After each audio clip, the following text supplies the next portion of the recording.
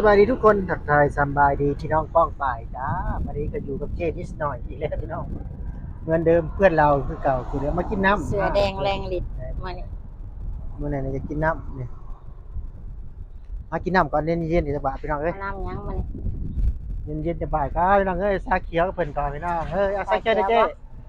ชาเขียวเด้อเจ๊เด้อตาเขียวน่ากินบ่หน่อยชาเขียวเหนียวซับตาเขียวเหนียวซับแดดได้ไม่ได้พี่น้องเอ้ยบ่ได้แดดยามแรงก็สิตกดินแต่เริ่มอากาศร้อนแล้วช่วงนี้พอได้คลายอยู่โอ้พอมืนตาอ้าปากได้แล้วว้าวนี่เมนูเด็ดเป็นก็คือชาเขียวและชานมแล้วก็แป๊บซี่นะ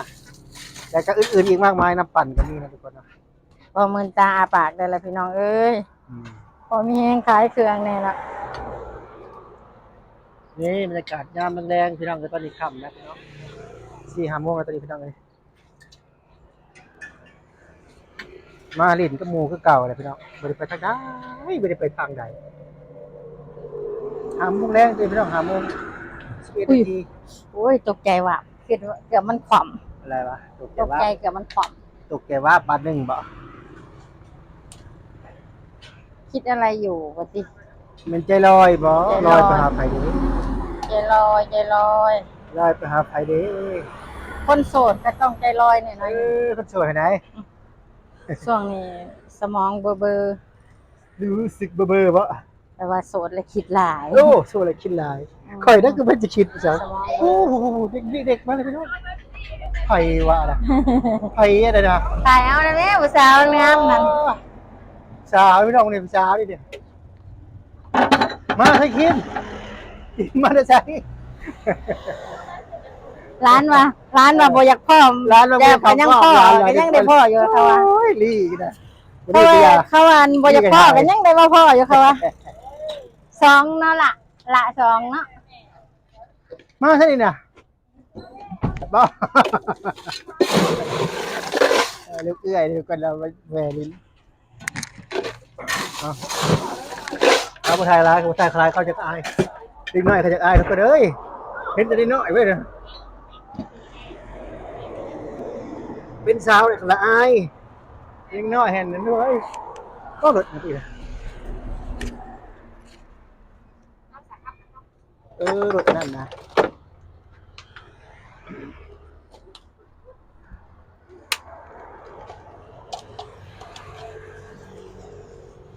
เป็นชาละกะละอาย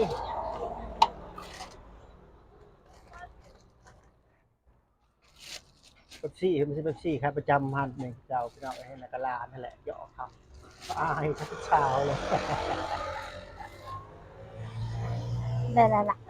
30ละติด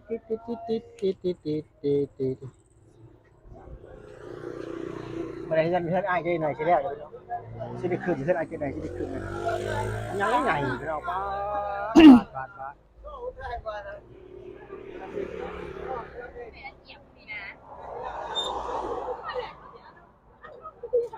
มาลินลาเจวันนี้ซาเคียวทุกคนกินซาเคียวบ่ไปแล้วหุ่นงามได้เด็กน้อยขึ้นใหม่ไปรุ่นส่งเขินพี่น้องเอ้ยแต่มื้อนี้บ่ได้ใส่ส่งเขินแต่มื้อนี้ใส่ส่งเขินใช่ป่ะโอ้ยติ๊กน้อยพี่น้องเอ้ยเต้นท่าหน้าห้างใช่ป่ะบ่จำระวงกันเลยมื้อนี้เป็นสาวสงรามเนาะมื้อนี้สาวสงรามแล้วมื้อนี้จำพู้แล้วเขาใส่ไปรุ่นส่งเขินแต่ก่อนไปรุ่นเขินส่งเขินใส่ส่งเขินโอ้สินับเงินโซก็ได้นับเงินโซได้เจ๊ได้เท่าไหร่มื้อนี้บ่หลายดอกใบพันมีจักแสนมื้อนี้ใบพันกี่หมื่นได้กี่หมื่นวันนี้ไม่ได้นับหรือว่าได้กี่แสนได้กี่หมื่นหรือกี่แสนดีมันเป็นรวมเป็นปึกๆเลยพี่น้องก็ทำสิรวยเป็นเงินรวมเงินรวม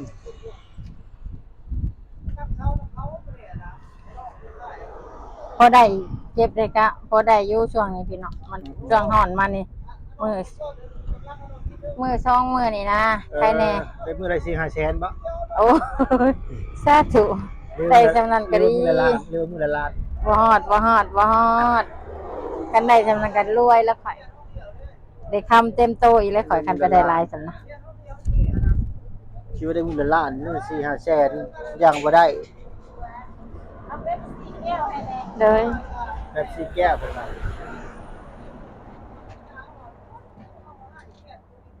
ตู้เพิ่นก็งามๆแต่สติ๊กเกอร์เจดีหน่อยเฮาไม่ไปใช้พี่น้องก็มาถ่ายเจดีหน่อยคือเก่านะเหมือนเดิมเจนิดหน่อยอร่อยทุกอย่างอืม มาส่งเครื่องกินฟ้าวะ15,000คนสักเครื่องอยู่หลังนะเห็นเพิ่นอยู่บ่สักเครื่องอยู่ทางหลัง เอาใบมุมนี่ก่อนเรียนวายกับบ้าน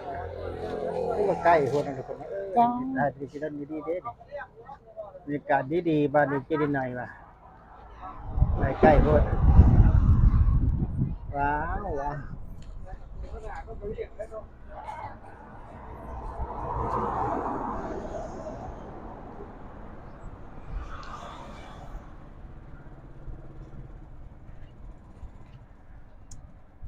วันนี้ออกกล้องนำบ่ได้ทุกคน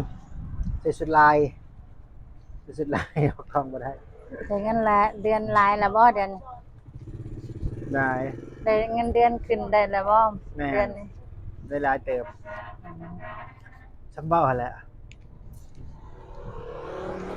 4-5 ล้านพุ่นแล้วเนาะ แต่บ่ได้ดอกก็ธรรมดาชิวๆไปตามประชาบ่ได้แก้พี่น้องเอ้ยวัยรุ่นตอน40วัยรุ่นกว่า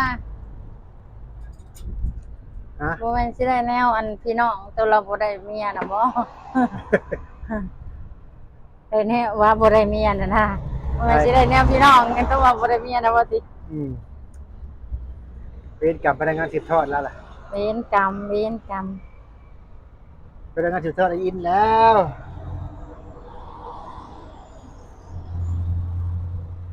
ยามเขาพร้อมเฮาบ่พร้อมยามเขาบ่พร้อมเฮาพร้อมว่า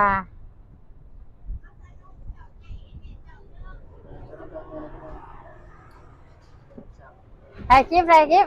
โอ้ยไปในทางนั้นน่ะโอ้ยไปนะ มามา โอ้ยไปในโอ้ยไปในทางนั้นค่ะ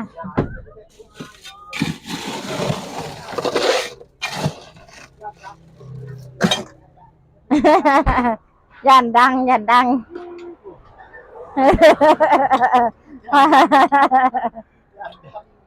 ญาติที่ได้ญาติ ย่านดังเปี้ยง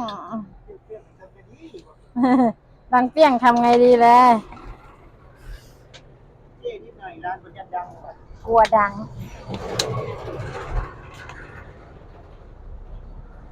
สารฉันกลัวดังนะ แต่ว่าอาอยากดัง อยากดัง แมนอาอยากดังตัวนี้ อยากไปร้านเลย อยากมีรายได้เสริม อยากดัง เอาว่าไม่ใช่เอฟเบอร์เจเอาพ่อพร้อมเพิ่นบ่พร้อมชุดเพิ่นบ่อยากงามปานใดแล้วเพิ่นบ่พร้อมเพิ่นชุดสักเครื่อง ชุดสักเครื่องแล้วบ่พร้อมก็เลยบ่อยากให้ทาย มันไม่สวยเท่าไหร่อะนะ แต่ว่าอ่านนี่งามตลอดเลยอ่ะมื่อนี้บริษัทสีก็เลยงามทิศนี้บริษัททิศก่อนนะทา2 มื้อ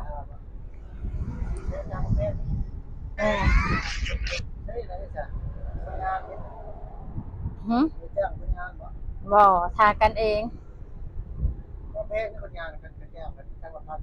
เขาว่าเท่าไหร่30 ล้านได้ยินแว่วๆอ่ะ30 ล้านอ่ะเขาสอบถามมาแล้วบัดซื้อมาทาเองบัดทาง500,000ประมาณ4-5 ถังกระตกอยู่2 ล้านปลายอ่ะกินอยู่เอา4-5 ล้านเอารวมๆเอาท ค่าอันพอให้มันงามสิอันพอไว้มันสีชั้นกันมาเล็กหน่อยนะบ่เอาหยังหลายดอก เอาละเฮ็ดงามๆกันนักตัวเองเนาะแต่ยินแว่วๆว่าชุเพิ่นถามกันมาว่า30ล้านว่ะเปิดเขาคือเอานักแท้หรือว่าค่าสีนำบ่รวมค่าสีน่ะบ่ ระวังชาเขาหับทั้ง หรือค่ามือ ทั้งพัดฟ้าใส่สมอชาสิได้ จังว่า แม่เนี่ยว่ะ คือแพงแท้ สีจังหวะเสียนะ 500,000ทาง500,000สีน่ะค่าท่าก็500,000บ่แม่นค่าท่า1,000มันก็6-7แสน ก่อนชื่อ อ่าค่าท่า500ซะเนาะแบบว่าย่อมเยาซะเนาะ นี่คำว่าเนาะกับบู จังว่าเกิด เขา เขา สร้างเขาจะบอกไป ก็คือกันนั่นแหละ ถ้าตัดสายออกจากชีวิตแล้ว ทำให้เขาว่าสำหรับที่นี่กับที่เอาสำหรับก่อนว่าผมกันไปที่น่ะผมพูดหลายไปรถได้ FC เมื่อนั้น FC ฝั่งไทยเพิ่นมาซื้อกาแฟซอยได้ ที่เชียงราย เพิ่นว่าเอาไม่หวานนะ เพราะว่าแม่ค้าหวานแล้วว่าซ่านเพิ่นว่าก็ไม่หวานคือหวานนั่นแหละเนาะพี่น้องเนาะลูกค้ามาเขาก็ว่าหวาน โอเคจำป่าย